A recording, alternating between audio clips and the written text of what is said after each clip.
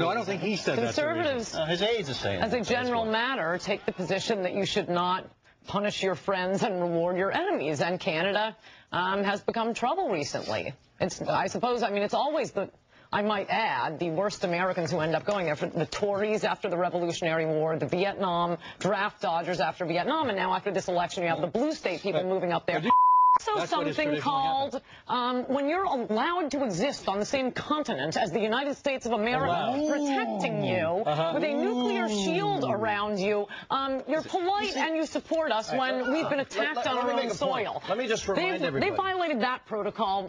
They need us. They better hope the United States doesn't roll over one night and crush them. They are lucky we allow them to exist on the same continent.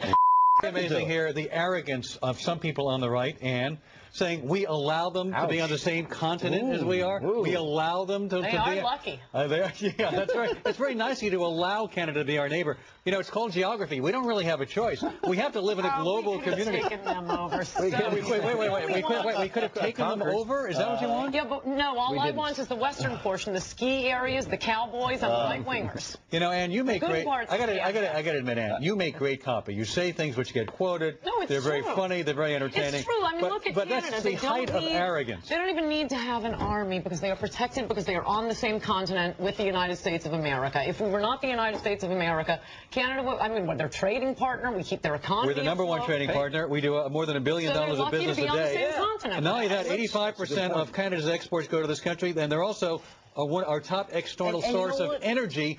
We need each other. And you know what, Alan? It's one of the countries that we actually get along with pretty well. Right. You know, it helps both of us. We did. No, it helps. It continues. It helps both of us. We share a lot of culture and a lot of interest. Why do we want to have to ridicule them and be deeply offended if they disagree with us on something else I want to point out. They speak French. There's something else I want to point out about the French, because it's very fashionable again on your side to denounce the French. We like the English-speaking Canadians. Is it?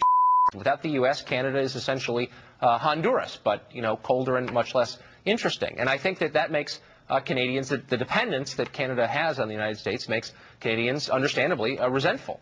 Carolyn Parrish, those are fighting words. Oh, Tucker, you're way out to lunch on this one, my friend. Most of the top 6 things you buy from us are raw materials, hydro, gas, oil. You need us more than we need you. We exploit your natural resources, that's true. But in the end, Canadians with ambition move to the United States. That's been the trend for decades. That says something not very good about Canada. And I think it makes Canadians feel bad about themselves. No, and I understand that. I don't. Again, just to restate a pretty obvious point that I know is foremost in your mind, Ms. Parrish, Canada needs the United States. The United States does not need Canada.